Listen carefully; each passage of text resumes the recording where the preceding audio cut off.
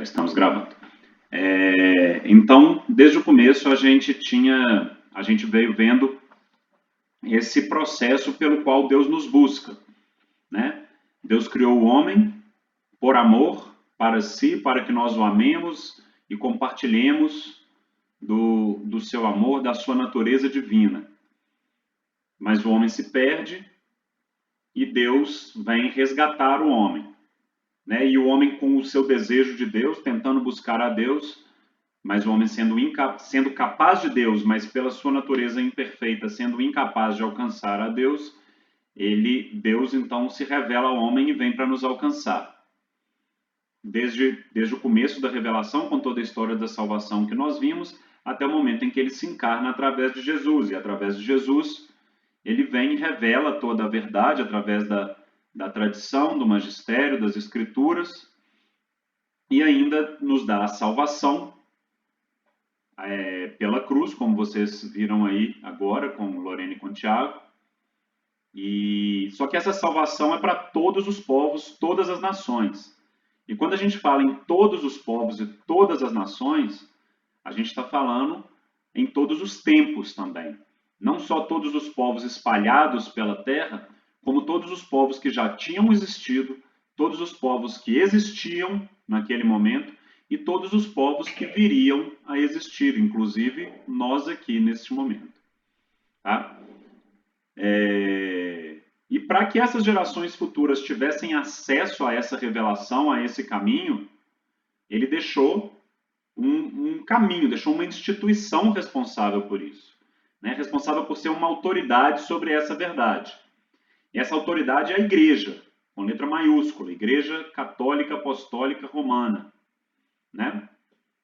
Planejada desde todo sempre por Deus, prometida por Pedro, instituída e fundada desde a última ceia, né? A gente já vai percebendo a fundação da igreja desde o momento... Na verdade, o plano da igreja já vem desde que Deus começa a separar um povo ali em Abraão, mas a coisa fica um pouco mais clara no momento em que Jesus escolhe seus 12 apóstolos, depois ele faz aquela promessa a Pedro de que ele seria a pedra fundamental da sua igreja e separa ele dos demais apóstolos, e ele institui e funda essa igreja a partir da última ceia, né? Então tudo isso vem acontecendo, né, em toda a vida de Jesus, ainda antes dele morrer. Mas nosso assunto hoje não é a igreja. A igreja, se não me engano, é o assunto do próximo encontro de vocês no sábado. Mas o nosso ponto aqui é que para que a igreja faça algum sentido, a gente tem que entender um ponto antes. E aí eu vou levantar 4 perguntas. Primeira coisa, essa igreja, esse caminho, essa autoridade que Jesus deixou, é feita por homens. E esse é um questionamento meio repetitivo, meio padrão de todo mundo que resolve questionar a igreja. Se a igreja é feita por homens, como que eu posso ter certeza de que esses homens não deturparam a mensagem pelo caminho, não deturparam a verdade revelada por Jesus pelo caminho? Essa é a primeira pergunta. Segunda pergunta, se a igreja é feita por homens, o que garante que ela tem o discernimento correto e verdadeiro para interpretar todas as passagens que geram dúvida, todas as coisas que ainda tinham ficado ainda dobradas, né? Porque a revelação termina ali com Jesus e seus apóstolos, mas temos aí 2000 anos de teologia através da igreja desdobrando essa revelação. O que garante que esse desdobramento está sendo feito da maneira certa pela igreja, né? Outra coisa, Jesus, como vocês acabaram de ver, 100% homem, 100% Deus. É união hipostática, né? Quando ele se vai, ele deixa um caminho que tem que repetir todas as lógicas. É aquele padrão de analogia, de repetição da pedagogia de Deus. Então, se Jesus era 100% homem, 100% Deus, um elemento totalmente natural, um elemento totalmente sobrenatural, aquilo que ele deixa como caminho, como sinal dele, caminho para ir até ele como seu corpo na terra, também precisava ser algo natural e algo sobrenatural. E se esse caminho é a igreja está aqui, a gente vê a igreja feita por homens e materializada nas Sagradas Escrituras, na tradição, no magistério. E onde está esse elemento sobrenatural que precisa estar na igreja? Essa é a terceira pergunta. E a última pergunta: em que momento essa igreja que eu acabei de falar, que começou o seu esboço quando Jesus chama os 12 apóstolos, que foi prometida para Pedro, ali na profissão de fé de Pedro, e que foi fundada na última ceia, em que momento que essa igreja saiu do papel e foi para a prática, passou a existir em atos? Né? Essa é a quarta pergunta. Então, repetindo as 4 perguntas resumidamente. Como que eu tenho certeza que os homens não deturpam a verdade?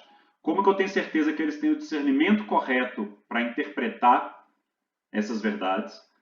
Onde está o elemento sobrenatural da igreja, já que o natural a gente vê facilmente? E em que momento a igreja sai do papel e vai para a prática? Ela passa a existir de fato. E a resposta para essas 4 perguntas é exatamente a mesma resposta que é o nosso assunto de hoje. É o Espírito Santo. É o Espírito Santo quem garante a infalibilidade da igreja. Nossa igreja é infalível. E quem garante isso não é a humanidade. Quem garante isso é a promessa de Jesus de que essa igreja seria infalível. E o instrumento que ele dá para isso é ele próprio, o próprio Deus. Só que através do Espírito Santo, né? A terceira pessoa da Santíssima Trindade. Quem garante que os homens não deturpam isso? Da mesma forma, a promessa de Jesus de que essa igreja ia prevalecer para sempre e que jamais os portões do inferno prevaleceriam sobre ela, e o instrumento para isso também é o Espírito Santo. O Espírito Santo é o legado sobrenatural de Jesus. Jesus se vai, e quando ele se vai, 100% homem, 100% Deus, nós permanecemos tendo o elemento natural e o elemento sobrenatural, através da igreja. A igreja é sobrenatural. Ela não é só natural, mas ela é sobrenatural porque o Espírito Santo está presente nela, dá a garantia da divindade da igreja. A igreja é divina por causa do Espírito Santo, por causa da Eucaristia, por causa do plano de Deus, mas o que está ali presente garantindo isso é o Espírito Santo. Né? E em que momento essa igreja saiu da promessa, saiu da teoria e começou na prática? Quando vem o Espírito Santo, em Pentecostes, a festa que a gente vai celebrar no próximo domingo. Tá? Então o Espírito Santo ele é o próprio Deus, em forma de ação que habita em nós e nos conduz pelos caminhos de Deus. E aí a gente já vê essa promessa ali no Evangelho de São João, capítulo 16, versículos 12 a 15. Jesus está ali naquele momento final. Você pediu onde está essa parte no catecismo? Cara, deixa eu abrir ele aqui, peraí, perdão. Mexi nele a tarde inteira, chegou agora, eu não trouxe ele para cá, né? Eu imprimi aí, que me facilita para manusear, mas eu te falo agora.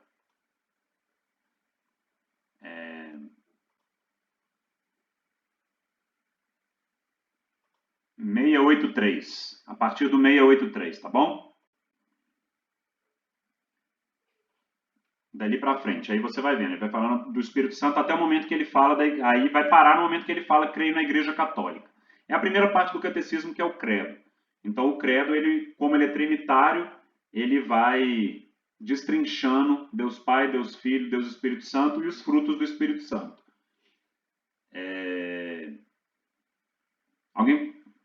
A primeira pergunta que eu fiz foi, deixa eu só abrir o chat aqui que me facilita para ir acompanhando as perguntas de vocês. A primeira pergunta que eu fiz foi, o que garante que os homens que estão ali na igreja não deturparam a verdade como ela foi revelada por Jesus? Tá? E aí, Jesus ali no capítulo 16 do Evangelho de São João, versículos 12 a 15, ele acabou de ter a última ceia e está fazendo aquele discurso final. É uma espécie, não, é uma despedida que ele dá para os apóstolos, porque ele sabe que saindo da última ceia ele vai ser preso e o momento dele chegou. E aí ele fala o seguinte: tenho ainda muitas coisas a dizer-vos, mas não sois capazes de as compreender agora. Quando, porém, vier o Espírito da verdade, ele vos conduzirá à plena verdade. Vou fazer uma pausa aqui e a gente já retoma. Olha o que acontece aqui. Jesus ele revelou tudo, só que ele não destrinchou tudo. E ele confiou ao Espírito Santo, quando viesse, para essa igreja, ele está fazendo essa promessa para os apóstolos. Os apóstolos são a igreja nesse momento. Não é qualquer um que quiser. Quem detém autoridade para gozar dessa infalibilidade da interpretação do Espírito Santo é a igreja, porque naquele momento ele está falando para toda a igreja e ninguém mais. Nem Maria não estava ali. Maria era a igreja, tá? Mas nem Maria não estava ali, eram os apóstolos, tá? Quando, porém, vier o Espírito da verdade, ele vos conduzirá à plena verdade. Ele está garantindo que o Espírito vai conduzir a sua igreja a essa verdade, através da interpretação através do magistério da igreja, né? Isso aqui é o próprio magistério da igreja, e que eles não deturparão, porque vai conduzir à plena verdade. Porque naquele momento o homem, Jesus já compreendia tudo, mas o homem não tinha capacidade de simplesmente naqueles poucos tempos que viveram com Jesus de compreender tudo. Então seria um processo de desenvolvimento da teologia através da igreja. E aí ele continua: pois ele, o Espírito, não falará por si mesmo, mas dirá tudo o que tiver ouvido, e até as coisas futuras vos anunciará. Ele me glorificará, porque receberá do que é meu e vô-lo anunciará.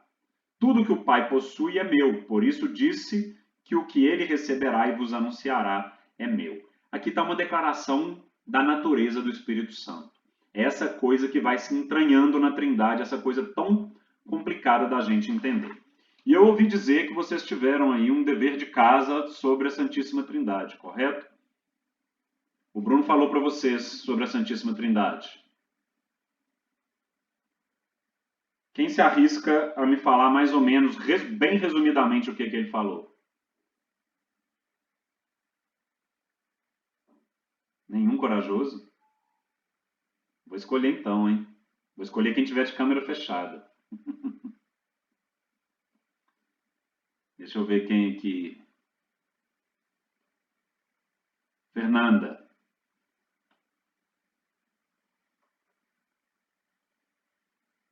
Acho que está com a câmera fechada e o microfone também, né? Ninguém, gente. Ninguém tem coragem de falar o que é a Santíssima Trindade, segundo o que o Bruno falou. Vocês não fizeram o dever que ele mandou fazer? Desde o Antigo Testamento, nós vemos Deus falando assim mesmo no plural, né? O plural a que ele se refere na Bíblia pode se referir tanto ao plural majestático, né? Porque é uma prática antiga que você se referia, grandes autoridades se referiam a si mesma, a elas no plural, né? Então, os reis eram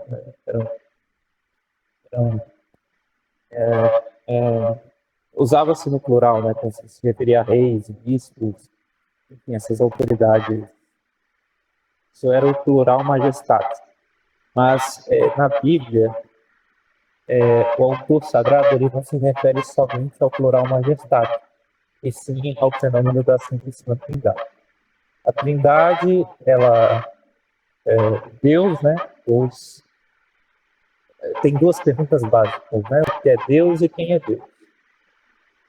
Deus, quem é Deus é Pai, Filho e Espírito Santo. O Pai tem uma relação de geração com o Filho e Pai e Filho tem uma relação de expiração com o Espírito. É uma breve síntese. Excelente. Ótimo. É muito difícil a gente entender a Trindade. Obrigado, viu, Matheus? É muito difícil a gente tentar entender a Trindade. Eu até teve um encontro, se não me engano, que eu falei isso para vocês, né? Sobre a analogia que Santo Agostinho nos conta do sonho que ele teve com o menino tentando encher um buraco na areia com a água do mar. E ele pergunta o que o menino estava fazendo e ele fala que era mais fácil encher esse buraco com a água do mar do que a gente entendesse os mistérios da Santíssima Trindade. Para a gente entender sobre o Espírito Santo, é importante a gente entender sobre a Santíssima Trindade. Eu vou tentar dar um outro panorama também, eu não sei exatamente como que o Bruno falou para vocês, mas a definição que eu mais gosto está no livro A Fé Explicada, do padre Léo Treze.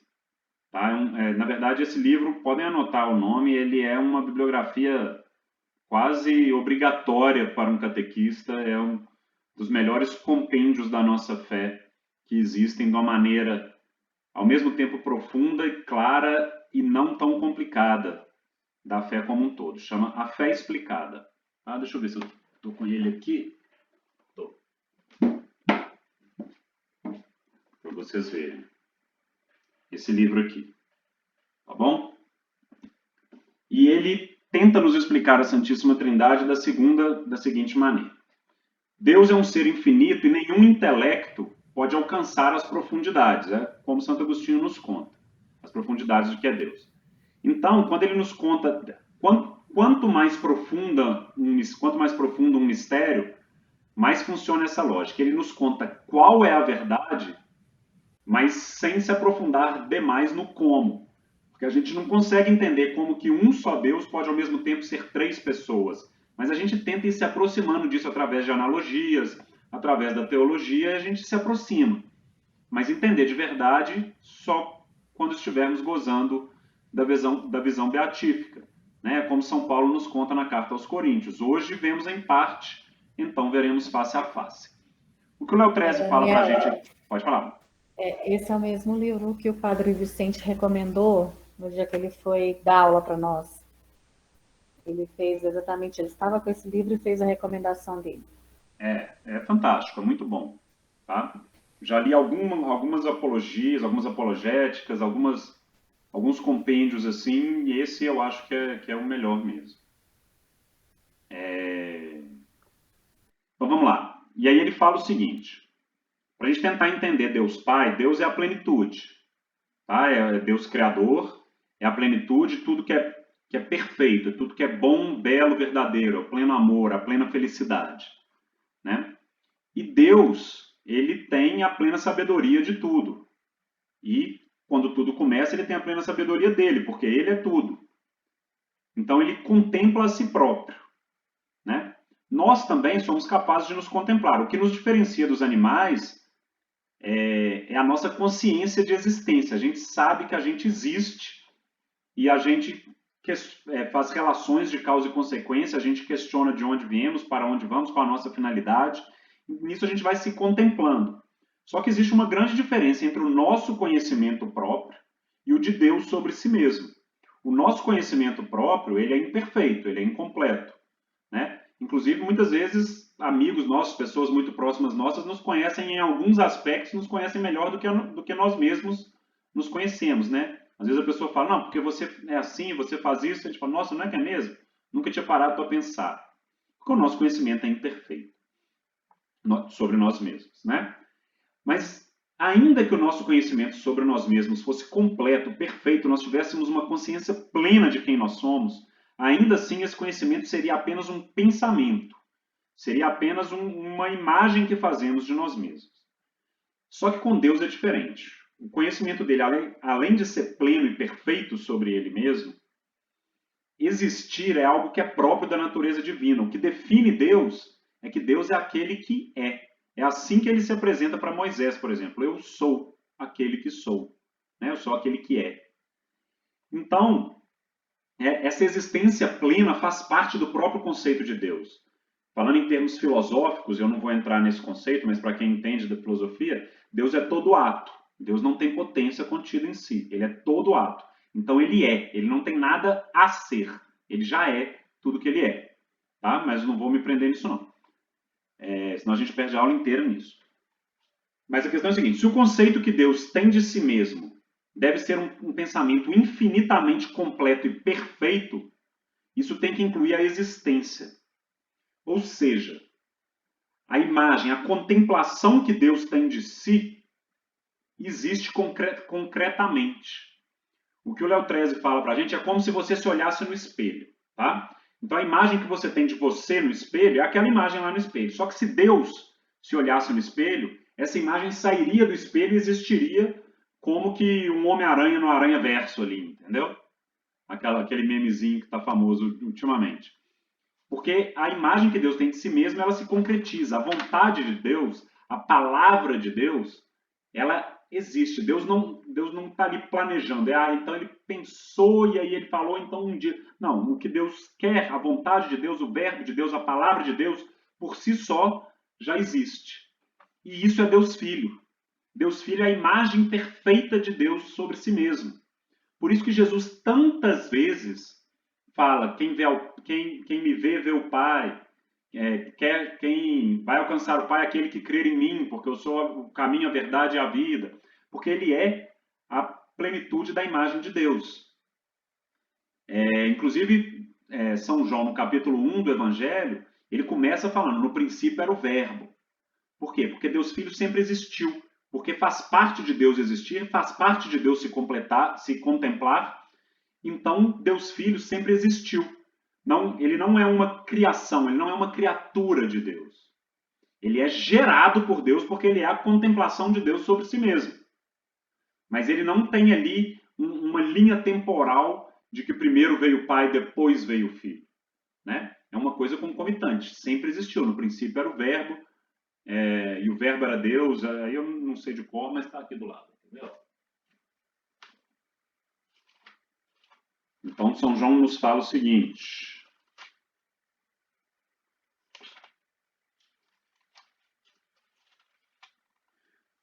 A minha tradução vai ser um pouquinho diferente que a da Bíblia do Peregrino, tá? Mas no princípio já existia a palavra, e a palavra se dirigia a Deus, e a palavra era Deus.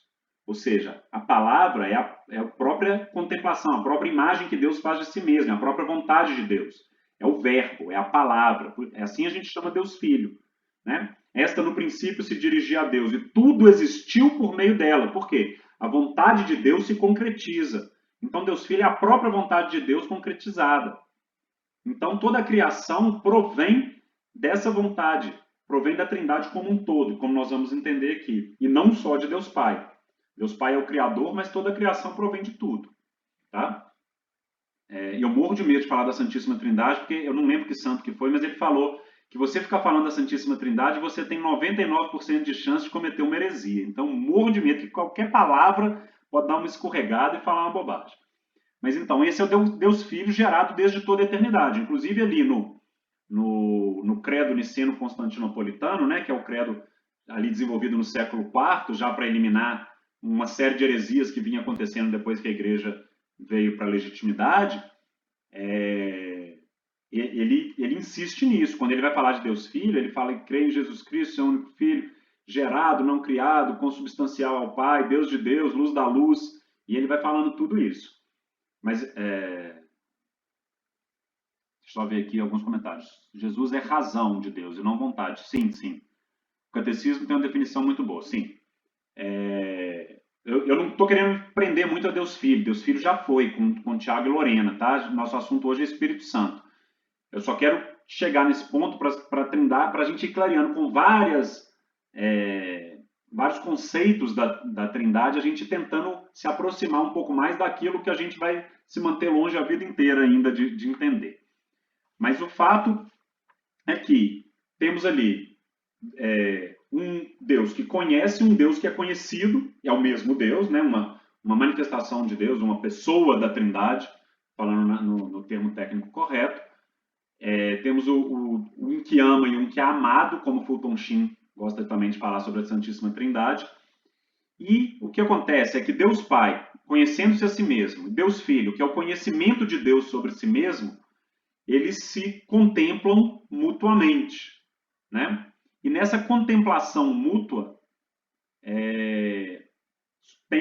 existe um amor entre os dois. E esse amor entre os dois, que é fluido, é o próprio Espírito Santo.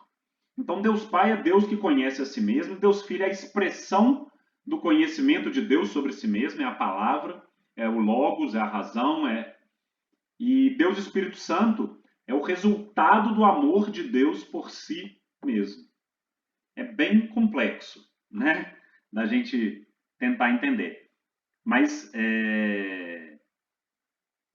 então é um Deus que ama, um Deus que é amado e um que é o próprio amor, que é o Espírito Santo. É assim que Fulton Sheen define isso. Tá? E aí alguns detalhes sobre a Santíssima Trindade que são bons da gente fixar. Não existe hierarquia nem subordinação entre as três pessoas. Deus Pai não é maior do que Deus Filho. E o Espírito Santo não é subordinado a Deus Pai e Deus Filho. Tudo isso são heresias ali dos primeiros séculos. Várias heresias afirmavam isso na tentativa de ficar entendendo. Muitas vezes as heresias surgiam até mesmo de boa vontade. O problema da heresia que surgia de boa vontade é quando a pessoa se obstinava na heresia, mesmo tendo a atenção chamada pela igreja, mesmo sendo exortado a largar dessa ideia, e a igreja batendo o martelo de que isso era uma heresia, a pessoa se mantinha. Então, a partir daquele momento, ele era um herege em cisma, em rompimento com a igreja, né? Desde que o mundo é mundo e provavelmente sempre vai ser assim, sempre haverá. Mas não há hierarquia nem subordinação entre as pessoas da Trindade. Também não há ordem temporal, como eu falei.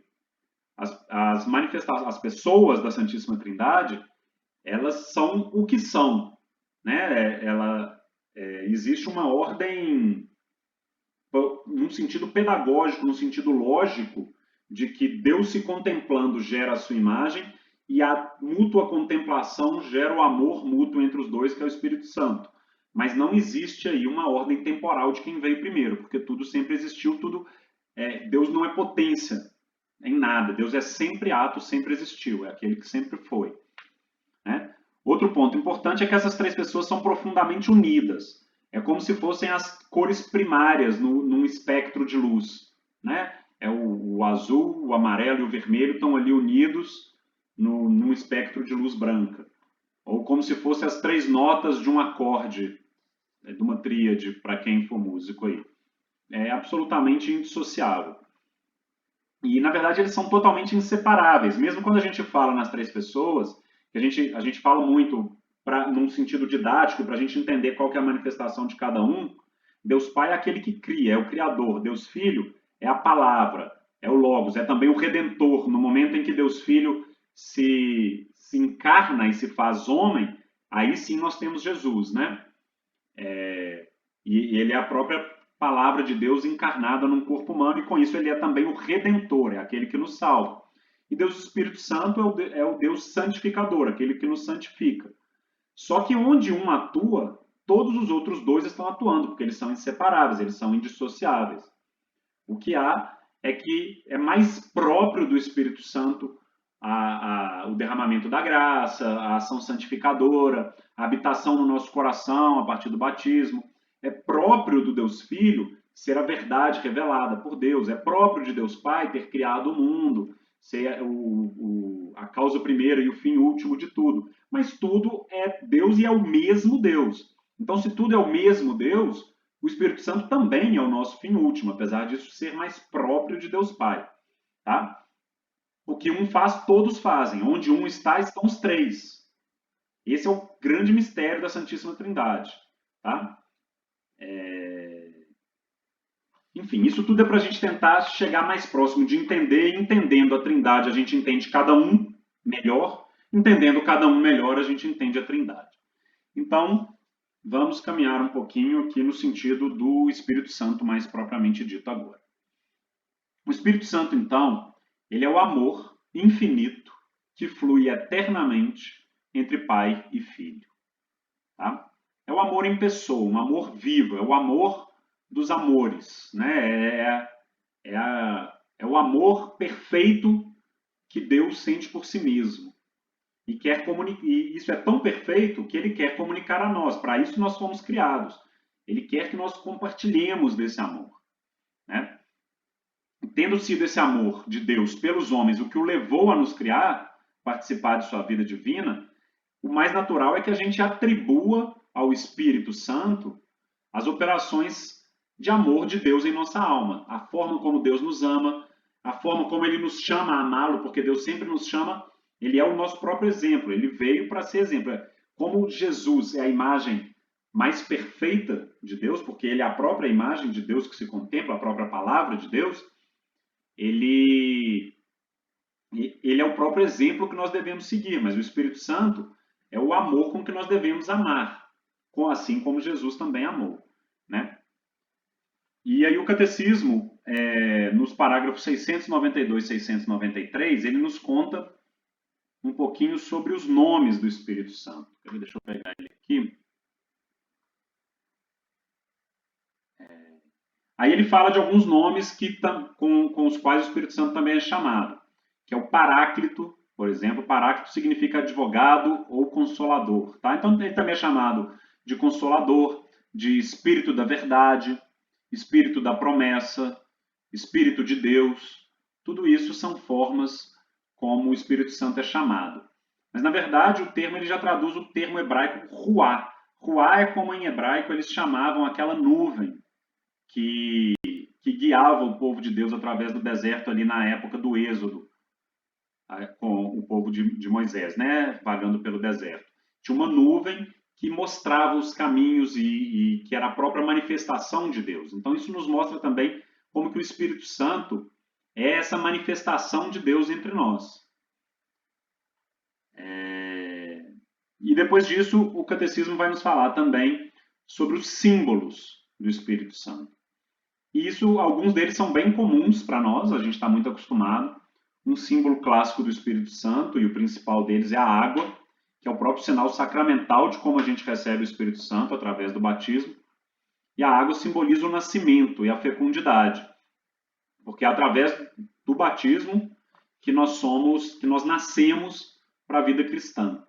E também através do Espírito Santo que nós somos fecundos, que vida é gerada, a vida espiritual é gerada em nós. Por isso a água tem esse símbolo forte. Além disso, a unção com óleo também tem esse símbolo forte. E o óleo, inclusive, é o sinal sacramental do sacramento do crisma, né? Que também é um sacramento da confirmação e da recepção do Espírito Santo. O fogo também é um símbolo do Espírito Santo, porque o fogo é uma energia transformadora.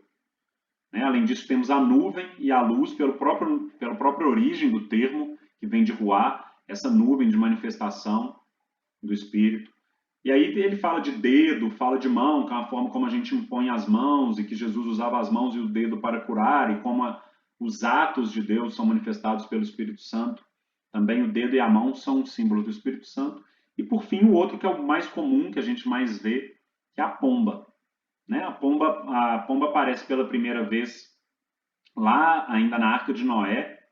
A Arca de Noé, quando a gente falou até da história da salvação, que é uma prefiguração da igreja, e aquilo que confirma que a Arca de Noé está no caminho correto foi a pomba que Noé soltou para voltar para trazer o raminho de oliveira.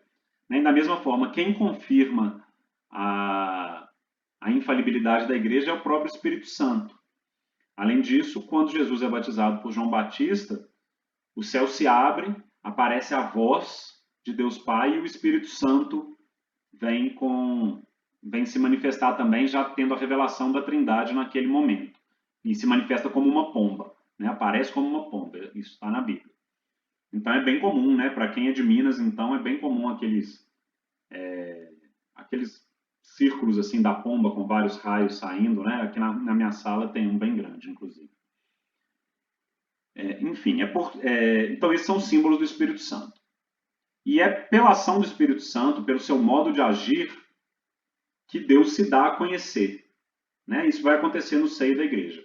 E o catecismo, ele também no parágrafo 688, ele mostra para a gente uma lista de várias formas com que o Espírito Santo se fez presente na história do povo de Deus. Então o Espírito Santo ele se faz presente nas Escrituras, quando ele inspira as Escrituras, e ele inspira as Escrituras de várias formas, Ele inspira as Escrituras através do próprio escritor que escreveu cada um dos livros das Sagradas Escrituras, para que sejam escritos infalíveis. Ele se manifesta na própria interpretação dos fatos que ele está ali descrevendo, para que ele saiba o porquê que aquilo está acontecendo, qual a ligação espiritual que aquilo tem com Deus. Ainda inspira a igreja a escolher os livros canônicos das Sagradas Escrituras, para que só tenham livros aqui infalíveis, E também inspira na própria questão do magistério, para a interpretação de tudo que está aqui. Ele também inspira na tradição, para que os padres da igreja sejam testemunhas sempre atuais e que a gente continue mantendo essa tradição viva. Ele atua também na liturgia sacramental, através das palavras e dos símbolos, que Deus está sempre presente através dos sacramentos. Em toda oração que você faz, o Espírito Santo é que habita no seu coração e é ele que move através das graças que te move a rezar, né?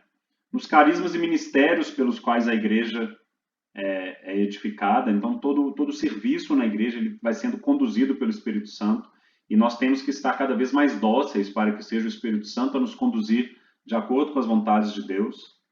Nos sinais de vida apostólica e missionária também, e no testemunho dos santos, o que é bastante impressionante, né? Estava até ouvindo uma pregação hoje cedo do Padre Paulo Ricardo sobre os dons do Espírito Santo, e ele fala que uma das melhores maneiras de você perceber a atuação do Espírito Santo é ver a vida dos santos, porque as coisas que os santos fazem, elas definitivamente não são naturais, elas definitivamente não são humanas. Eu não estou nem falando de milagres, nada disso, não é a forma de agir mesmo. O nível de santificação a que eles chegam, é impossível que um homem chegasse sozinho. Então, é uma prova clara da ação do Espírito Santo através da vida de alguém. Porque aquela pessoa foi santificada por Deus, ela foi sobrenaturalizada, como o Padre Paulo Ricardo fala, porque ela começa a agir de formas que vão além da sua própria natureza, ela começa a agir de forma divina. Para agir de forma divina, ela não pode contar com as suas próprias forças. E por isso ela tem a ação do Espírito Santo. Mas lembrando que em todas essas ações, não é o Espírito Santo sozinho. É aquela característica que é mais própria do Espírito Santo, porque os três sempre agem conjuntamente. Então, onde tem a ação de um, sempre vai ter a ação do outro, dos outros dois. Porque sem um Deus que gera, não haveria o Deus que é o Verbo. E nem haveria uma unção fazendo as coisas acontecerem. Né? Do mesmo jeito, sem essa unção fazendo as coisas acontecerem, nada teria sido gerado. E assim é a dinâmica com que a Santíssima Trindade atua. Né? O Catecismo tem até, esqueci qual parágrafo aqui, mas ele fala, tem um ponto específico que ele fala sobre a ação conjunta do Espírito e do Filho, como que é totalmente indissociável. Desde todos os grandes momentos, você vê o Espírito Santo, é muito claro na Bíblia que o Espírito Santo está muito presente, porque é ele quem pousa sobre Maria para que seja concebido Jesus, né, para que Deus Filho possa se encarnar no ventre de Maria. Ele é concebido pelo poder do Espírito Santo, como a gente reza no credo.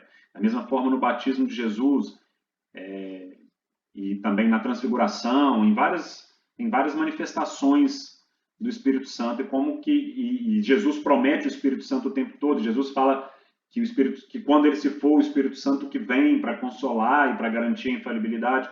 Então é bastante complementar a ação dos dois. E aí um ponto fundamental para a gente entender do Espírito Santo é que ele é a fonte das graças. E para a gente entender que ele é a fonte das graças, nós temos que entender também o que é graça. E aí o Catecismo nos conta o seguinte: a graça é acho que isso aqui é Santo Tomás de Aquino, estou falando do Catecismo, mas acho que isso aqui é Santo Tomás de Aquino. Depois a gente confere.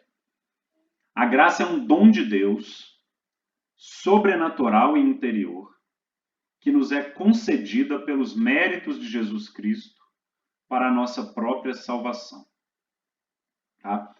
E aí a gente destrincha esse conceito. Eu vou ler ele todo devagarinho aqui para a gente destrinchar. Então a primeira coisa que ele fala é: a graça é um dom de Deus.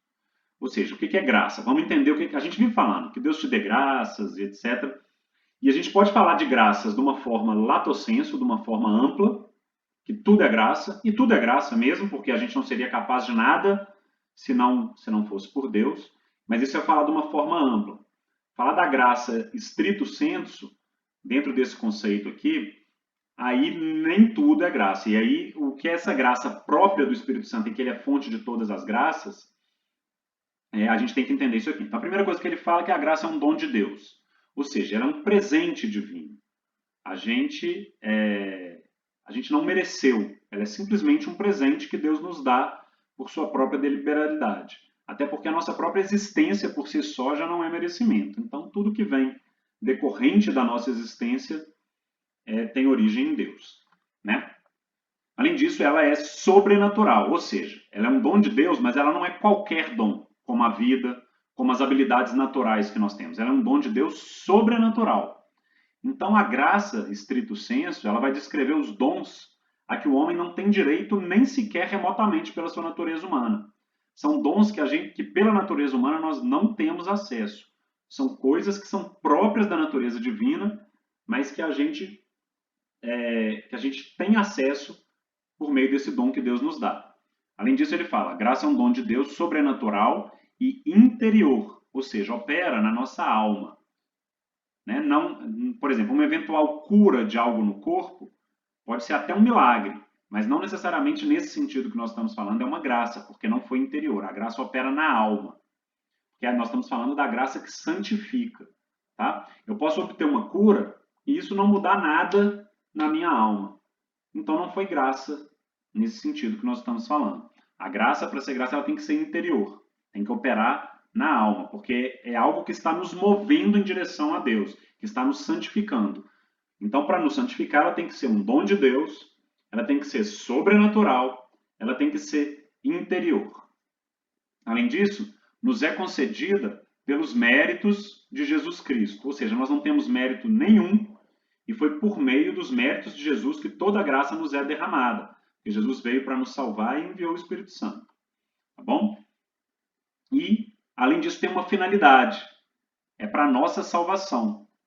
Não vale para quando atua em relação aos outros. Se a graça está atuando em relação à salvação do outro, eu estou sendo instrumento, mas isso não é graça. A graça é aquilo que me santifica. Agora, eu atuar para a salvação do outro, de alguma forma indireta, claro que é algo que está também contribuindo para a minha própria santificação. Mas o que contribui para a minha santificação não é a salvação do outro, é a minha própria salvação. E a graça está sempre direcionada à salvação, porque o grande objetivo de Deus é que você se salve. O grande objetivo de Deus é que ele já te criou para isso e essa é a sua finalidade última. É que você compartilhe com ele da salvação eterna, da visão beatífica, da natureza divina. Então, vou repetir o conceito de Santo Tomás, só para a gente ver agora, tendo entendido cada pedacinho. A graça é um dom de Deus, sobrenatural, interior, que nos é concedida pelos méritos de Jesus Cristo para a nossa própria salvação. Tá? E o modo que Deus tem para nos comunicar essas graças é por meio da sua habitação em nossa alma. Deus habita em nossa alma. Nossa alma ela é um sacrário do próprio Deus. Né? Como que ele habita? Essa graça, ele habitando em nós, é a chamada graça santificante, ou também graça habitual. Tá? É a graça habitual porque é a graça que habita em mim, aquela graça que se mantém em mim. E é o grau dessa graça santificante que habita em mim que vai determinar o grau da nossa felicidade no céu. Quanto mais graça habitual, quanto mais graça santificante eu tiver em mim, mais eu serei bem-aventurado no momento em que eu alcançar o céu. Tá? Então é preciso que a gente alimente essa graça para que ela aumente. Os grandes santos são santos que abundavam na graça santificante. E como que a gente alcança essa graça santificante? Como que ela passa a habitar em mim? Tudo começa com o problema de termos perdido esse estado de graça no momento em que Adão e Eva pecaram, né? Com o pecado original. Se afastaram de Deus, viveram em ruptura, eles fizeram a escolha de que Deus não habitasse neles, e aí, através de todo o plano de salvação, que Deus vem até que culmina com Jesus, Jesus institui o primeiro dos sacramentos, que é o sacramento do batismo. E a partir do batismo, Deus habita em nós. Então, a graça santificante, ela passa a habitar na gente quando nós somos batizados. É o momento em que a gente se torna cristão. É o momento em que a gente se torna filho de Deus. Então, para recuperar essa habitação, nós precisamos do batismo. Então, uma vez batizados, o Espírito Santo habita em nós. E a partir de então, nós temos 3 grandes objetivos em relação à graça. Tá? O primeiro deles é conservar essa graça até o fim. Quando a gente conserva essa graça, é isso que a gente chama tanto de estado de graça. A gente escuta isso sempre, né? Se manter em estado de graça, conservar essa graça, é o que vai permitir com que eu passe a eternidade junto de Deus. E perder esse estado de graça é o que vai me fazer passar a eternidade longe de Deus. A gente tem nomes muito simples para isso que a gente escuta desde criança. Céu, inferno. Se eu estiver em estado de graça no momento exato da minha morte, eu vou para o céu. Se eu não estiver em estado de graça no momento exato da minha morte, ou seja, se naquele momento o Espírito Santo não habitar em mim, eu vou para o inferno. Simples assim, né? Então é o estado de graça que vai me salvar, porque Deus habita em meu coração e eu estou pronto para residir com Deus. Aí, quando formos ter um encontro dos novíssimos, vão explicar direito, céu, inferno, purgatório, também tudo isso, tá? Mas o fato é, o estado de graça que me dá a salvação. Só que qual que é o problema? Eu posso perder o estado de graça. Como que eu perco o estado de graça? Com um pecado mortal. Cometi um pecado mortal, assim como Adão e Eva escolheram não estar com Deus habitando em si, quando eu cometo um pecado mortal, é exatamente o que eu estou fazendo. Deus nos oferece todo um caminho através de sua igreja e a minha forma de dizer sim ou não para Deus é seguir as sendas que ele deixou para mim ou não. Né? O que também vai ter um encontro sobre pecado, só para a coisa não ficar no ar. O que é um pecado mortal? É ir contra um dos 10 mandamentos com plena consciência e deliberadamente, né? de forma livre, por minha própria escolha. Então, se eu fui contra qualquer um dos 10 mandamentos, sabendo que ir contra um dos 10 mandamentos é uma matéria grave, e eu não fui compelido a isso, foi por minha própria vontade, eu perdi, naquele exato momento, eu perdi o meu estado de graça. Então, se eu disse que temos 3 grandes objetivos em relação à graça, o primeiro deles é conservar a graça, o segundo é recuperar a graça imediatamente, se eu a perder por meio de um pecado mortal. Como que eu recupero imediatamente? Confissão. Cometi um pecado mortal, fui contra um dos 10 mandamentos, de forma deliberada, corre para confessar. Você não sabe se você vai bater o carro na próxima curva, né? Faltei missa no domingo. Eu não estava internado no hospital e sei que eu não posso faltar a missa no domingo, corre para confessar. Na verdade, não falte a missa do domingo, né? E nem dos dias de preceito. Corpus Christi, que é já na semana que vem aí, né? Semana que vem? Na outra, né? Dia 16. Corpus Christi é um dia de preceito. Não falte. Pecado mortal. Faltou missa no domingo? Pecado mortal. O que acontece se eu cometer um pecado mortal? Eu perco meu estado de graça. E se eu morrer assim? Eu vou para o inferno. Então, o que eu faço para recuperar? Corre e confessa. Ok? Então, primeiro objetivo em relação à graça, conservar a graça. Segundo objetivo em relação à graça, recuperar a graça todas as vezes que eu a perder. Rápido. Terceiro objetivo em relação à graça, fazê-la crescer. Porque só manter o estado de graça é algo muito pequeno, muito medíocre, podemos dizer assim. Simplesmente, é exatamente a parábola do jovem rico. O jovem rico chega para Jesus e pergunta, mestre, o que eu devo fazer para ser salvo? Obedece os mandamentos, foi o que Jesus falou com ele. Se você obedecer o mandamento, você vai ser salvo. Aí ele falou, mas isso eu já faço. Aí Jesus falou, bom, se quer ser perfeito, vai, vende tudo o que tens e me segue. E aí ele desistiu e foi embora. Não quis. O jovem rico foi medíocre. Ele se contentou com o mínimo possível. Se contentar com o mínimo possível, vai te salvar. Vai te salvar do inferno. Mas vai te dar uns bons anos de purgatório antes de ir para o céu. Né? E qual que é a ideia? É crescer em graça. Crescer em graça é aumentar o grau de graça para que a gente possa buscar santidade, para que a gente possa não passar pelo purgatório.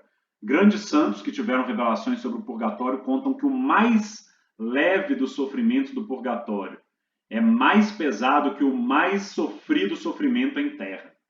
Então é melhor não passar pelo purgatório. Né? É melhor sofrer aqui do que ter que resolver, do que ter que se purificar no purgatório. É melhor se purificar em vida para ir direto para o céu. Ou seja, é melhor se tornar santo. Como que eu me torno santo? Crescendo em graça, constantemente, buscando esse crescimento constante na graça. Então, os 3 objetivos em relação à graça são conservar a graça. 2, recuperar a graça todas as vezes que eu a perder. 3, crescer na graça. Porque além dela de crescer na graça, me dar a santidade, me levar para o céu, quanto maior eu for em graça, mais eu gozarei da felicidade eterna. O grau de felicidade também será maior no céu. Tá? O problema disso tudo aí que eu falei, conservar, recuperar e crescer, é que não é absolutamente nada fácil. São tarefas dificílimas de serem cumpridas. Na verdade, pela própria desordem do homem, pela própria imperfeição que o homem alcançou, com o juízo sempre distorcido que nós temos, a vontade debilitada, a gente pode dizer que dentro da nossa natureza pecadora são tarefas impossíveis ao homem. Ao homem com suas próprias forças é impossível. Inclusive, também nos primórdios havia uma heresia que falava que o homem conseguia sozinho fazer isso. Era a heresia pelagiana, de que o homem se torna santo com seus próprios esforços. Jesus seria somente um exemplo a ser seguido. Não, Jesus não é somente um exemplo a ser seguido. Exatamente porque a Trindade, por meio do Espírito Santo, é a fonte de todas as graças. E a graça é o dom de Deus que nos leva à nossa santificação. Para que a gente possa ser santo, nós precisamos da graça nos movendo. Né? Então, como é uma tarefa impossível ao homem, eu preciso de uma ajuda de alguém a quem essa tarefa é própria. Né? Ela não é própria a nós. Ela é uma tarefa divina, de se divinificar para alcançar a natureza divina, que é viver com Deus no céu. Então, eu preciso do quê? Eu preciso da ajuda de Deus. Né? E essas ajudas vêm em forma de graça.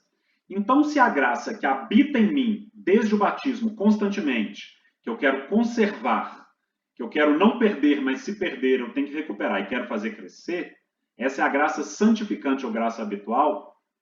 As ajudas pontuais que Deus me dá para ir fazendo, para ir crescendo em graça, para ter todos os atos que eu preciso para essas três tarefas de conservar, recuperar e crescer, isso vem através de uma outra forma de graça que a gente chama de graça atual. Por que atual? É a graça em ato. É a graça agindo naquele momento, no limite necessário do que eu preciso. Eu vou dar exemplo disso, que vai ficando muito abstrato, né? O que é uma graça atual, então? A graça atual é uma força momentânea, que também é divina, porque é graça como a outra, só que uma é a graça habitual que habita em mim, é a santificante. A outra é a graça atual, que é aquela graça para aquele momento, aquela forcinha que eu preciso de Deus, mas só o necessário para aquele momento, que vai atuar sobre a mente ou sobre a vontade, ou seja, ou sobre o entendimento, ou sobre a minha vontade, ou sobre a minha fé, ou sobre a minha caridade, sobre a minha vontade, sobre o meu ato, normalmente sobre as duas, que elas são complementares, para que a gente possa fazer os atos necessários para ou conservar a graça, para não cair no pecado, ou para ter a vontade de recuperar imediatamente, ou para ir crescendo, para ir nos santificando. Né? Então vamos dar um exemplo. A pessoa tem, por exemplo, a graça habitual. Está ali, é batizada, ela tem a graça habitual, o Espírito Santo habita em mim. Mas foi lá e cometeu um pecado mortal. Para que eu tenha essa noção de que eu perdi o meu estado de graça e eu preciso recuperar, eu já preciso de uma graça atual. Deus vai iluminar a mente do pecador para que ele veja o mal que ele cometeu, tá? Para que ele perceba que aquilo ali está o afastando de Deus. E aí, o que cabe ao homem? Essa graça vem de Deus, a graça atual. O que cabe ao homem? Dizer sim ou não. Né? O grande papel do homem em relação à graça é ser dócil. Acho que foi Santa Teresa d'Ávila, mas não tenho certeza, que falou que quando a gente morrer, a gente vai ver todas as graças atuais que Deus nos enviou ao longo da vida para que a gente ali chegasse. E a gente vai perceber que a gente não fez praticamente nada na vida. Tudo que a gente faz é dar sim ou não a Deus. A cada momento, a cada mini escolha, o que a gente está fazendo é dar sim ou não a Deus. Tá? Porque Deus está te enviando graças para seguir pelos seus caminhos o tempo inteiro, a cada segundo. Ele está te enviando uma graça para que você alimente e cresça em graça santificante, em graça habitual. Ele está te enviando uma graça atual para que você cresça em graça habitual.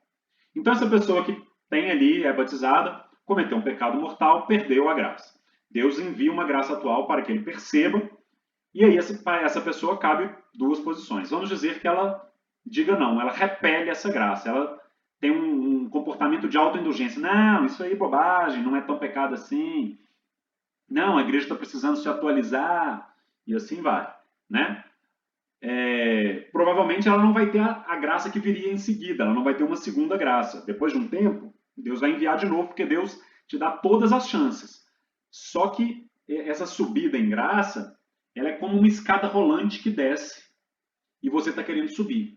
Se você para de fazer a força para subir a escada rolante, ela te puxa para baixo.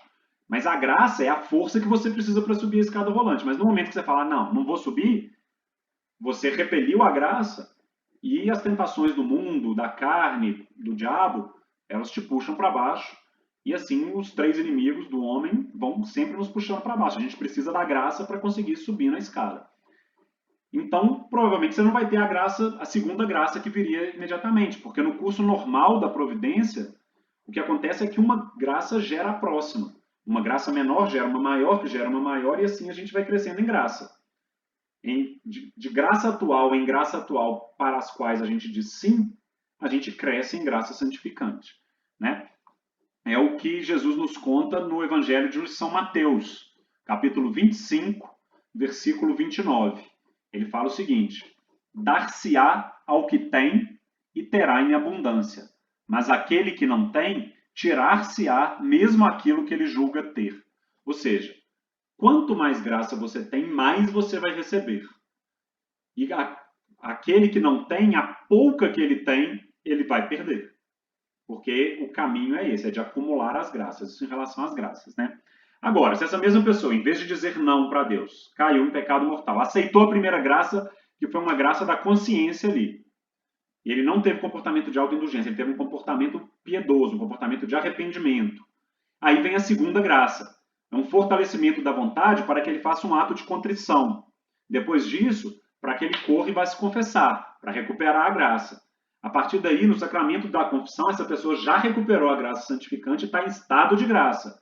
E aí Deus vai mandando as próximas graças que são maiores. Então a confissão por si só, ela já é uma fonte de graça para que a gente cresça em graça, né? Por isso que é tão importante a gente confessar sempre, não só quando estamos em pecado mortal. Uma confissão habitual é muito importante para que a gente cresça em graça, tá? Porque ela por si só já é o fruto de uma graça.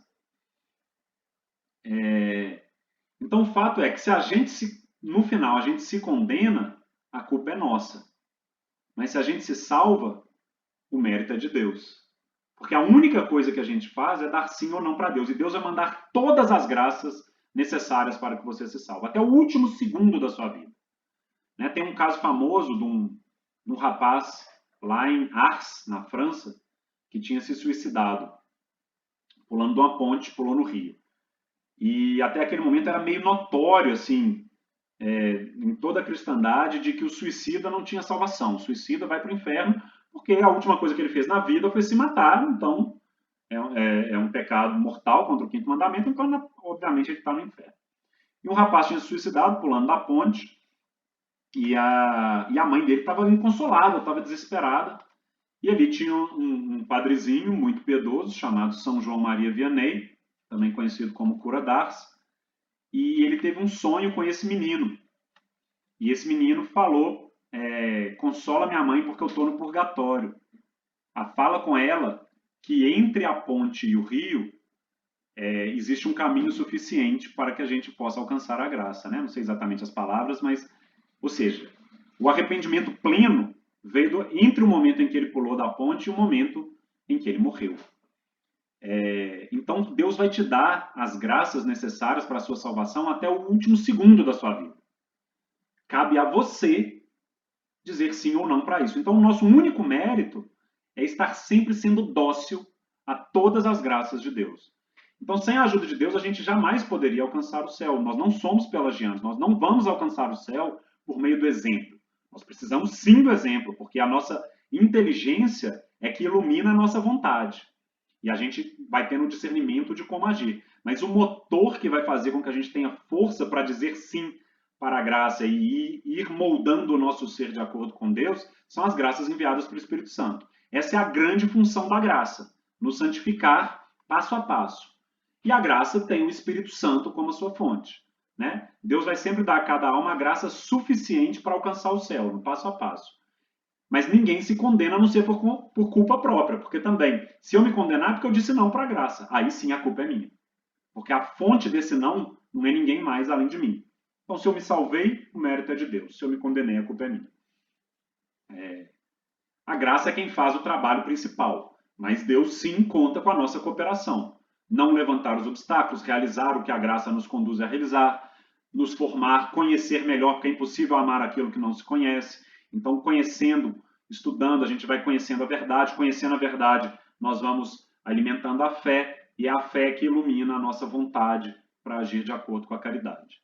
Né? Sempre lembrando, como a gente falou naquele nosso encontro sobre a fé, que o que nos salva não é a fé, o que nos salva não é o quanto conhecemos, o que nos salva é o quanto amamos. Né? Uma vez, então, permitindo a ação da graça, você vai crescendo em graça.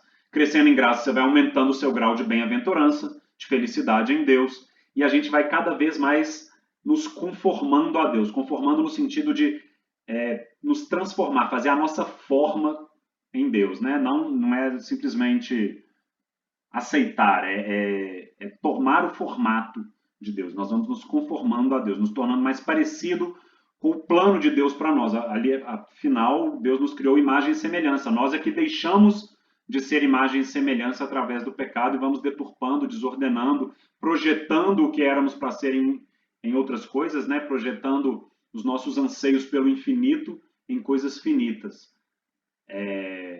E então, nos desapegando desses apegos às coisas desse mundo, nós vamos cada vez mais abrindo mão de quem nós somos enquanto imperfeitos e nos conformando mais, nos transformando mais na natureza divina por meio das graças. E um grande chamado que Jesus deixa é o chamado para imitá-lo.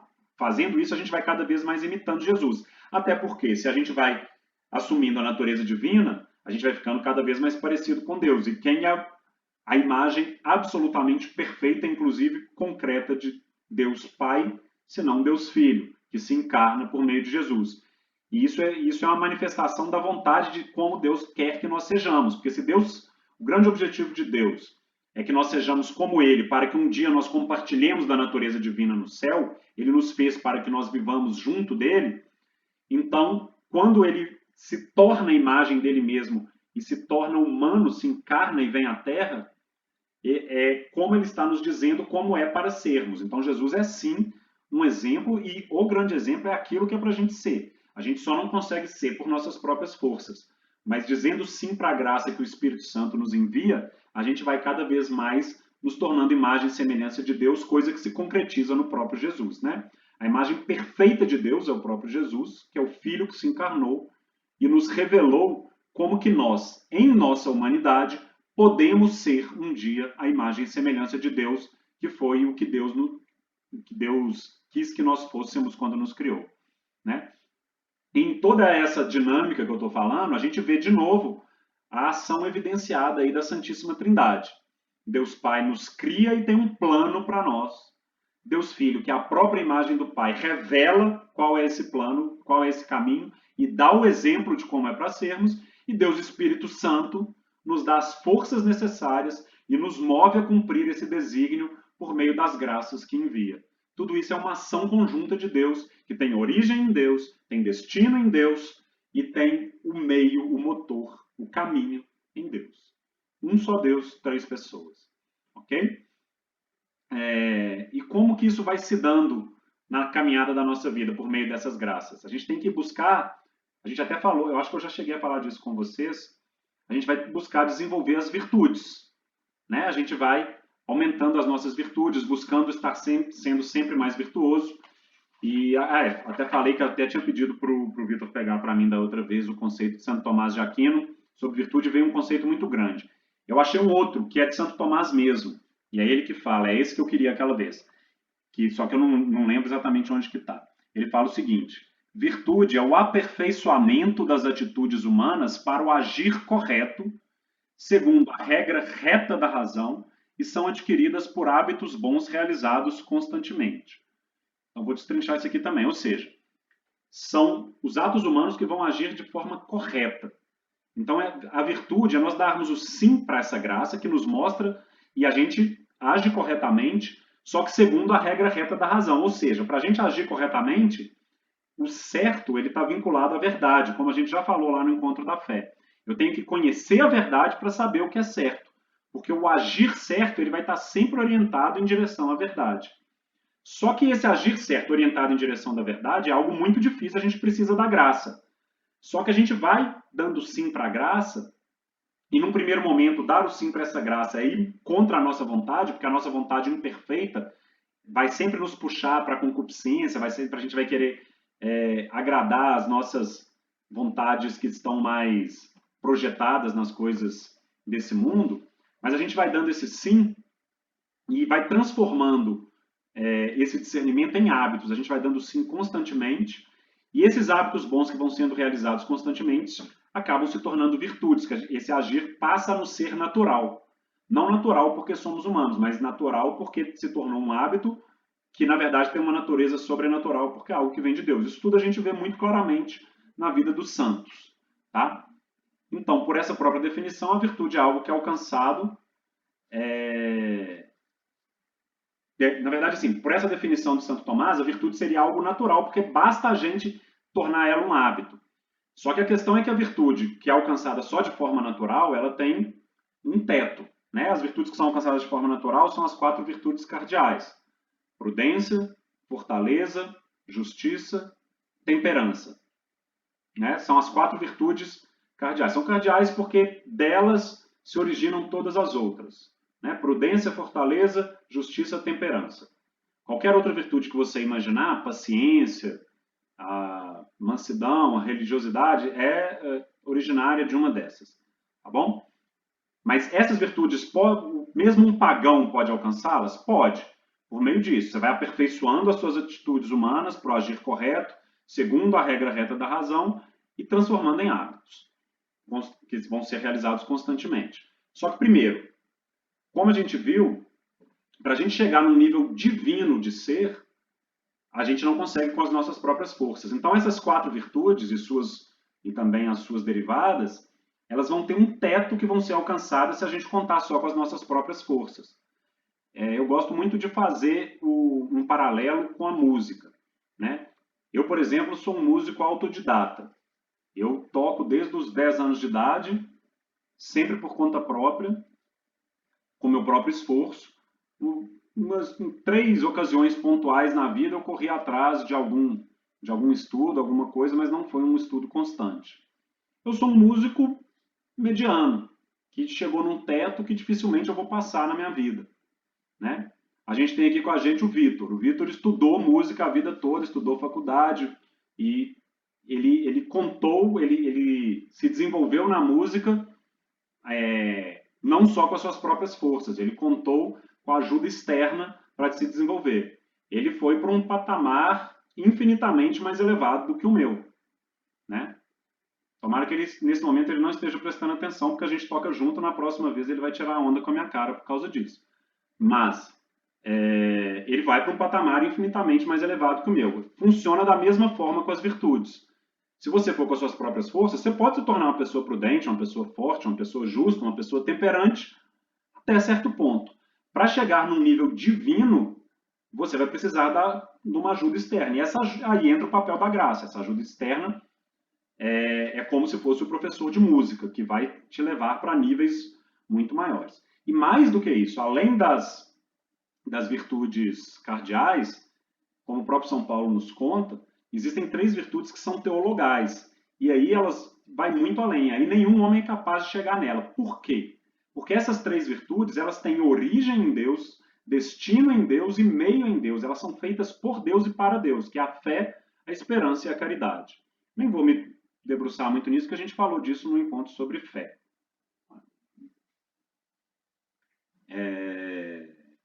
Então, mas o grande fato a gente tem que lutar sempre para aumentar o nosso grau de graça, dizendo sim a cada graça, mas buscando sempre todas essas virtudes. Aumentando o nosso grau de graça, a gente vai estar se dirigindo a sermos pessoas virtuosas, pessoas de fé, de esperança e de caridade, prudentes, fortes, justas e temperantes. Tá? Assim a gente vai aumentando o grau de graça e aumentando a nossa santificação.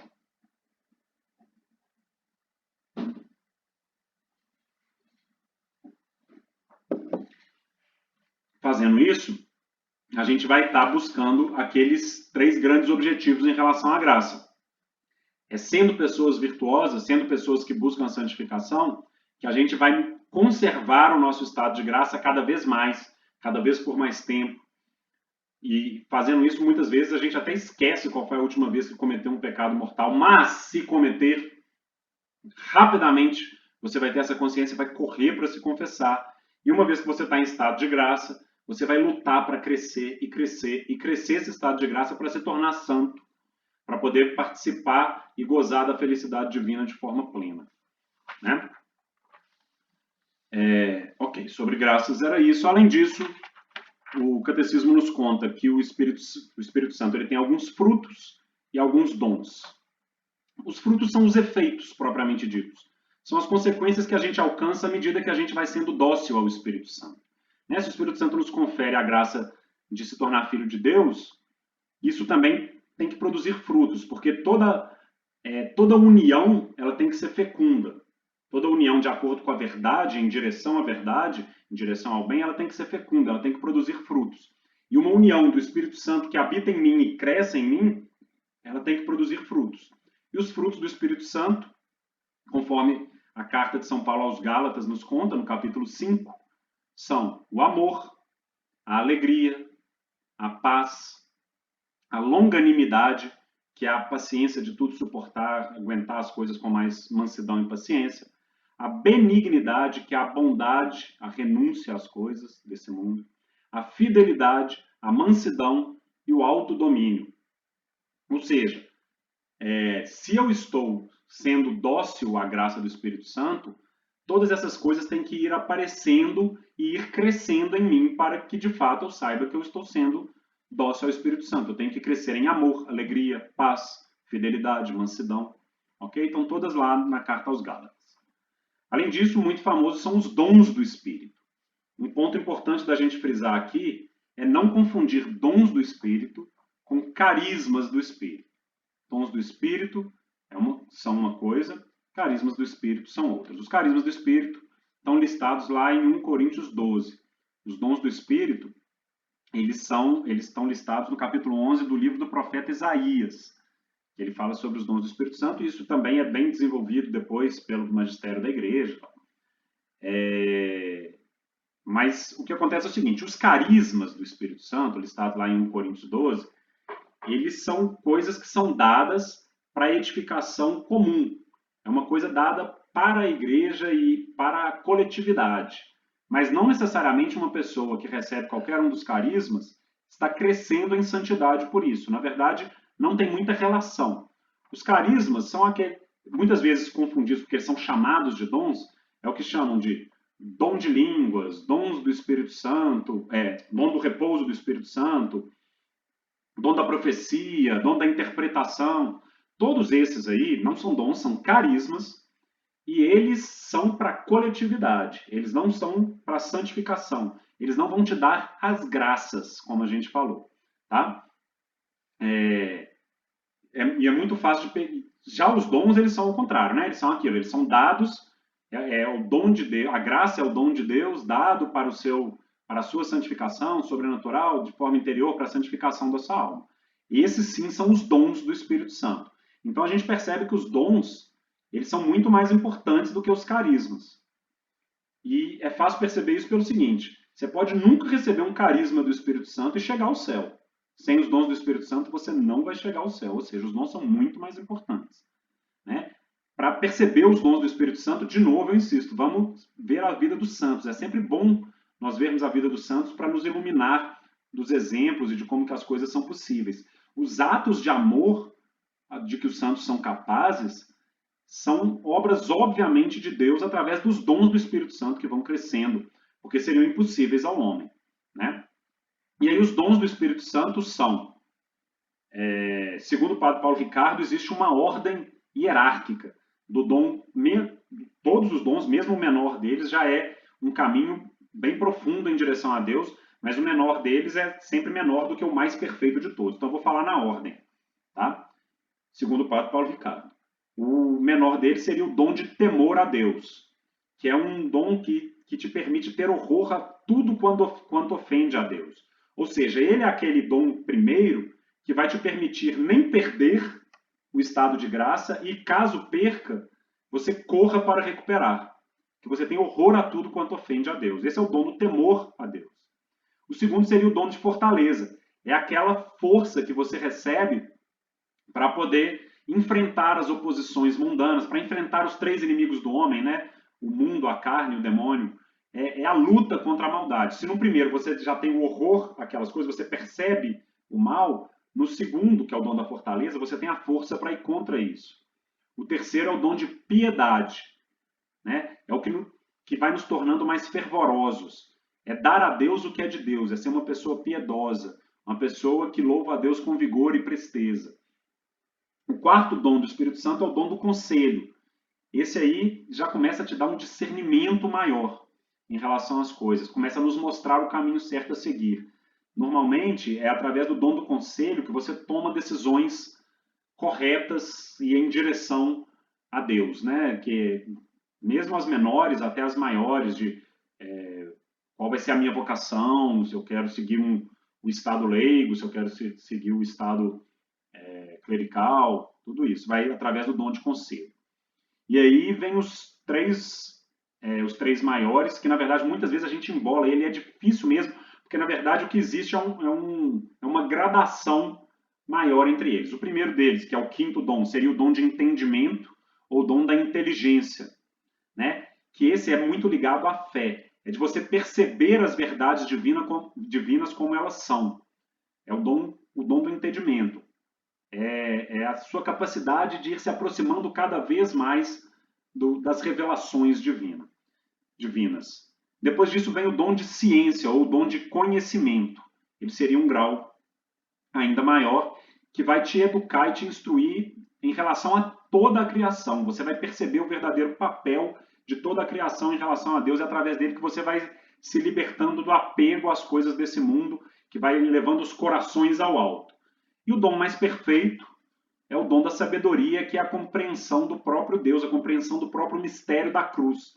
É aquele que te leva a abraçar plenamente a sua cruz, porque a única coisa, você entende o papel de absolutamente tudo no mundo, inclusive o seu em relação a Deus, e aí você abraça a sua cruz, porque tudo que te importa de fato é amar a Deus. Esse é o dom da sabedoria plena ali, né? Então, quão rica, então, é uma alma que sabe tirar o proveito de cada um, que sabe galgar esses degraus e ir crescendo de graça em graça através do Espírito Santo. Então, esses são os 7 dons do Espírito Santo, ok? Para finalizar, a última pergunta que eu fiz lá no começo, só lembrando as perguntas que eu fiz. O que garante que o homem não deturpe, né, os ensinamentos, as revelações? O que garante que essa igreja continue interpretando da forma correta, através do seu magistério? Qual é o elemento sobrenatural dentro dessa igreja e em que momento que essa igreja saiu do papel, ou seja, desde o plano de Jesus através dos apóstolos, depois da promessa para Pedro e depois da fundação da igreja ali na última ceia, até aí é como se Jesus estivesse montando uma empresa e já tivesse constituído seus sócios, já tivesse registrado ela na junta comercial daquela cidade, já fez tudo isso. Só que a empresa não aí já construiu depois construiu toda a sede, fez tudo, mas ainda não cortou a cordinha, inaugurou e começou a operar. Em que momento que cortou a cordinha e começou a operar? Em que momento que a igreja foi para a prática? É quando vem o Espírito Santo. Por quê? Porque antes de vir o Espírito Santo, a igreja seria feita somente por homens. Se Jesus fosse e não viesse o Espírito Santo, a gente não tinha essa garantia de que a igreja caminharia pelos caminhos perfeitos. Porque, como Jesus prometeu ali em João 16, o que garante a perfeição da caminhada da igreja nos caminhos que Jesus deixou é a inspiração do Espírito Santo, que não permite com que ela falhe. É o Espírito Santo que dá a infalibilidade para a igreja. Então a igreja sai de dentro da casinha e vai pregar ao mundo o evangelho a todos os povos e nações em todos os tempos, a partir de Pentecostes.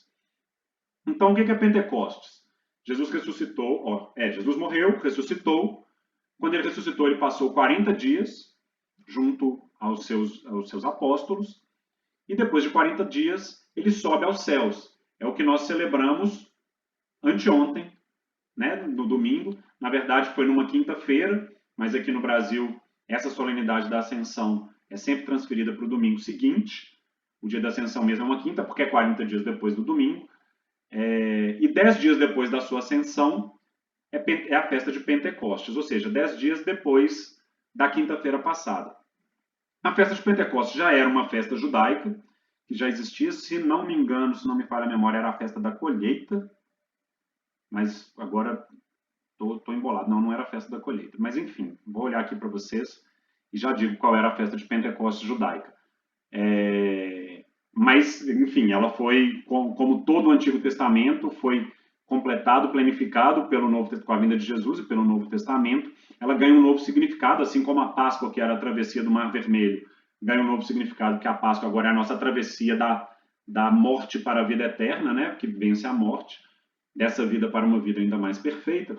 Também a festa de Pentecostes foi ressignificada, porque foi durante a festa de Pentecostes, no segundo domingo depois da ascensão de Jesus, que os apóstolos estavam ali com medo, reunidos, escondidos, sem saber o que fazer. Sabiam que era igreja, sabiam que tinham que ir para todo lado, mas não sabiam como, morrendo de medo, e de fato tinham motivo para ter medo, porque naquele momento eles não gozavam da infalibilidade, porque estavam sem o Espírito Santo. E eis que vem o Espírito Santo, como nos é descrito por São Lucas, no livro dos Atos dos Apóstolos, capítulo 2. Vou ler aqui do versículo 1 a 4 para vocês. Chegando o dia de Pentecostes, estavam todos reunidos no mesmo lugar. De repente, veio do céu um ruído, como se soprasse um vento impetuoso, e encheu toda a casa onde estavam sentados. Apareceu-lhes então uma espécie de línguas de fogo que se repartiram e pousaram sobre cada um deles. Ficaram todos cheios do Espírito Santo e começaram a falar em outras línguas conforme o Espírito Santo lhes concedia que falassem. Nesse momento, então, o Espírito Santo vem sobre os apóstolos e, a partir daí, ele repousa e ele habita na igreja e no coração de cada filho da igreja, em que ele entra através do batismo, né? Ele vem como motor da igreja. Vocês veem aqui que tinham várias pessoas, como era a festa de Pentecostes, tinha gente, nessa época o judaísmo já tinha atingido várias nações, tinha gente de várias línguas diferentes que se juntavam ali em Jerusalém para essa grande festa. Então eles não se entendiam. E naquele momento, com a vinda do Espírito Santo, eles passaram um a entender os outros, cada um falando na sua própria língua. Qual que é o grande sinal disso? Tem dois grandes sinais aí.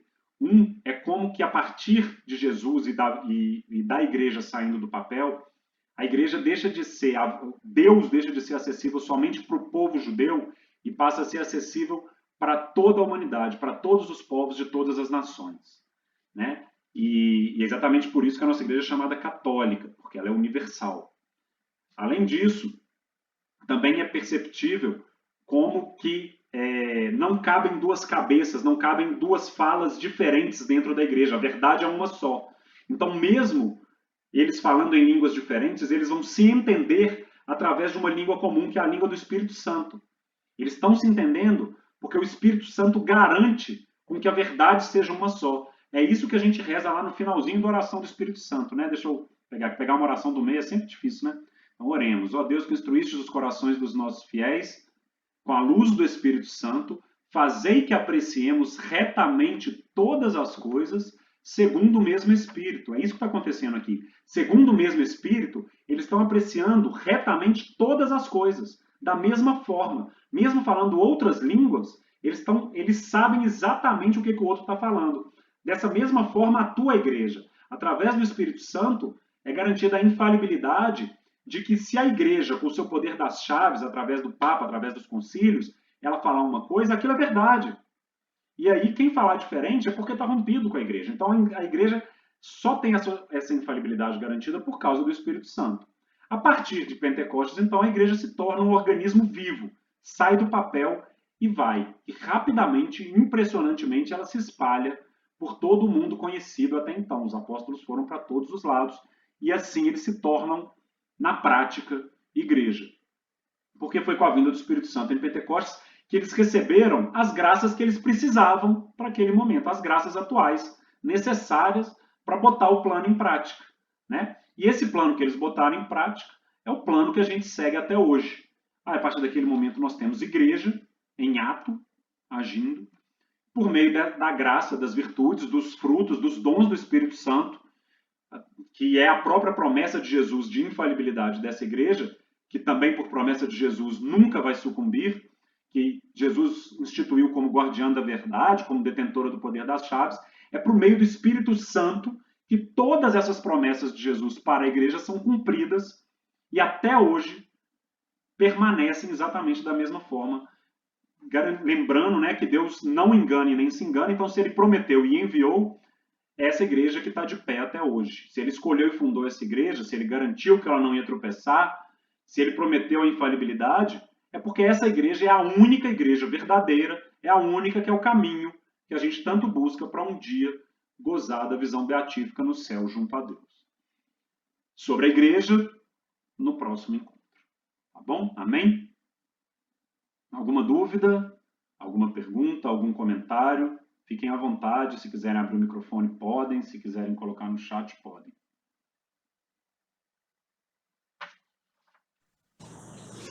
Boa noite, Daniel. Boa noite, Eduardo. Eduardo, tudo bem? Joia.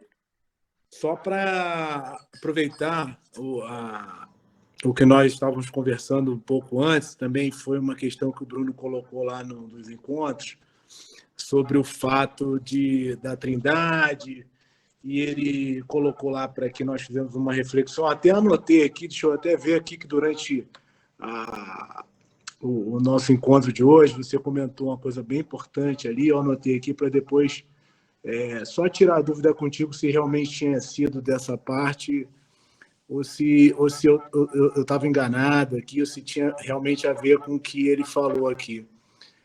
Que é essa passagem de Jó 16, 13, e que ele fala que, na verdade, os três atuam, né, de forma única o tempo todo, que são um só, né? É porque a gente realmente tem essa impressão, né, que por algumas vezes nas citações fala que Jesus deixou o seu Espírito Santo conosco como se fosse coisas separadas, né?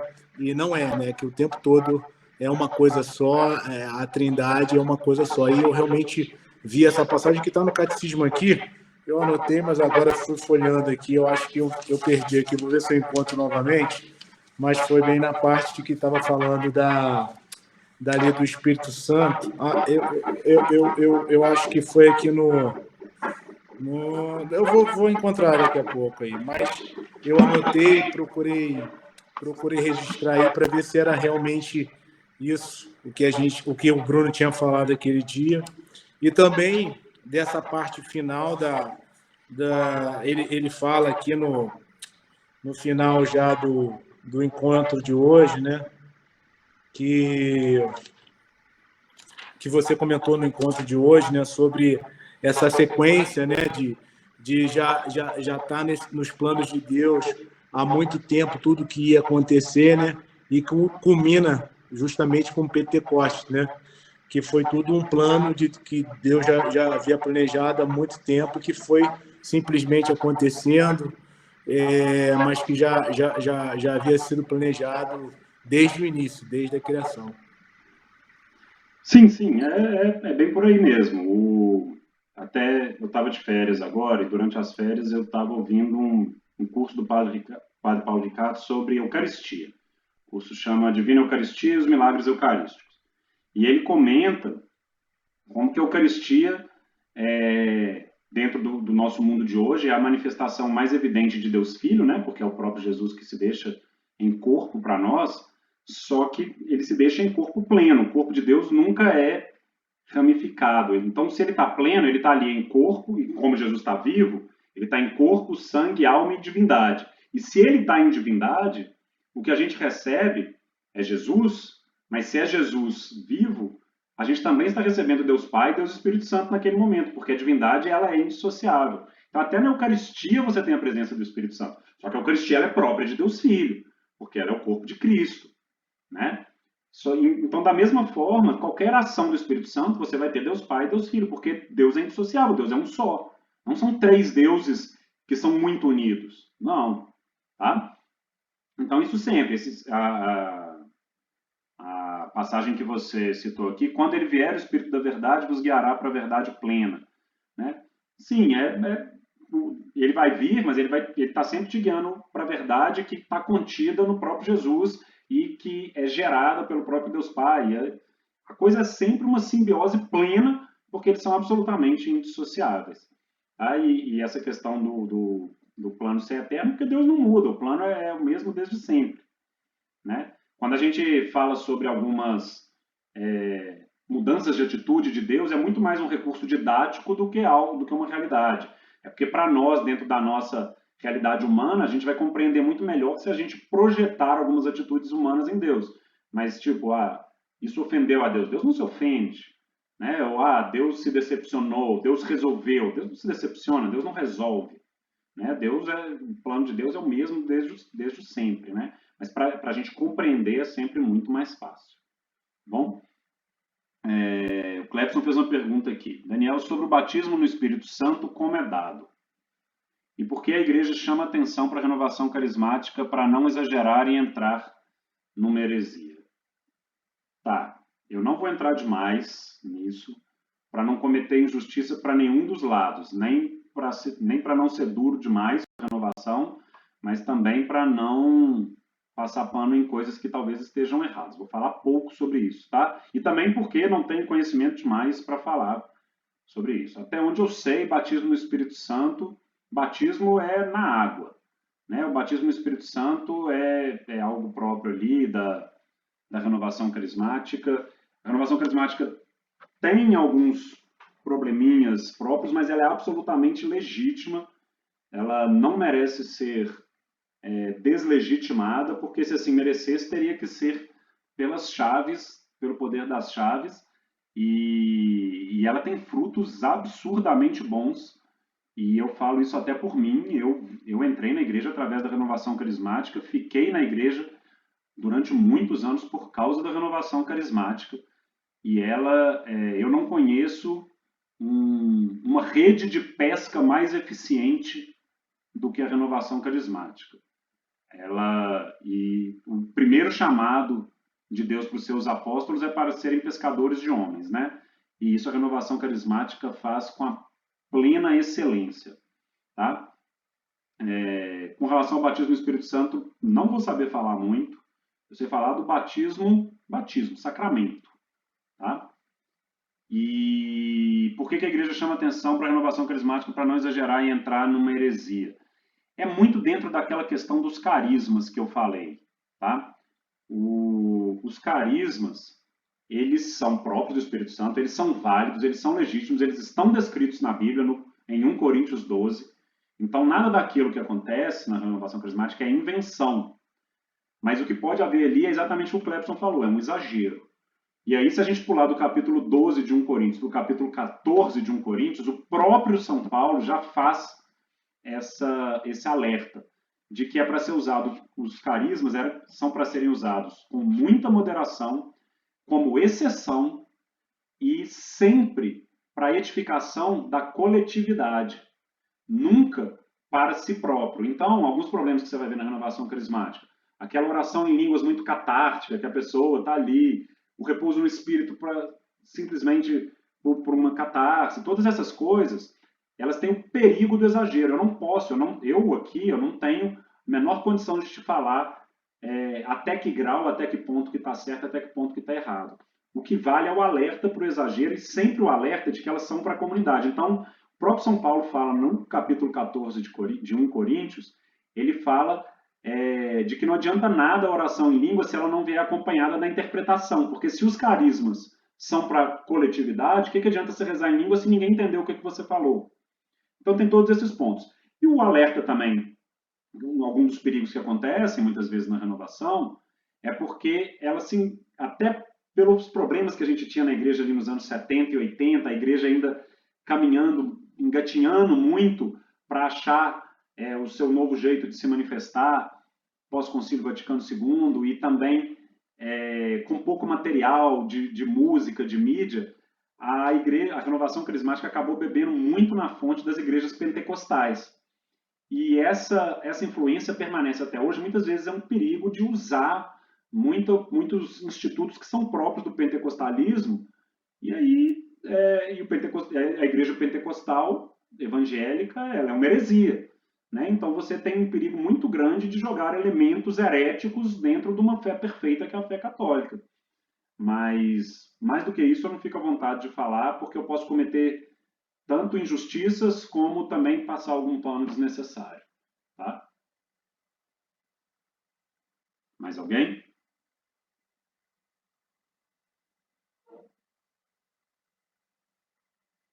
Não? Amém? Então vamos rezar para a gente finalizar?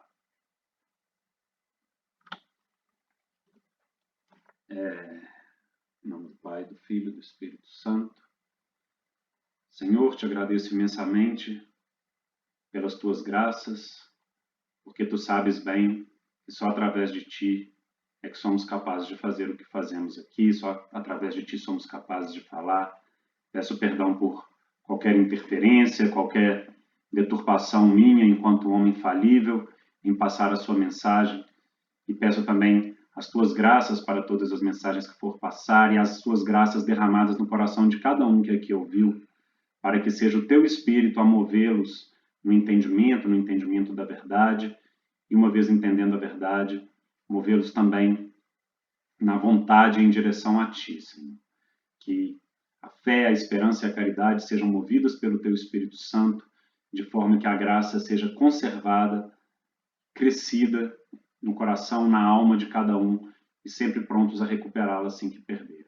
Conduz cada um à santidade, pois é para isso que nós fomos feitos. A ti, Maria, pedimos, agradecemos todas as graças derramadas que Deus manda através de ti. Deus Espírito Santo também usa de ti, desde o momento da encarnação até Pentecostes, quando tu estavas presente, sempre passando por ti. Se Deus escolheu vir até nós por meio de ti, quem somos nós para não irmos até ele por meio de ti? Por isso, te agradecemos e te pedimos por meio de uma Ave Maria. Ave Maria, cheia de graça, o Senhor é convosco. Bendita sois vós entre as mulheres, e bendito é o fruto do vosso ventre, Jesus. Santa Maria, Mãe de Deus, rogai por nós, pecadores, agora e na hora de nossa morte. Amém. Em nome do Pai, do Filho e do Espírito Santo. Amém. Amém, povo. Boa noite. Sábado, se não me engano, Bruno falará para vocês sobre a igreja.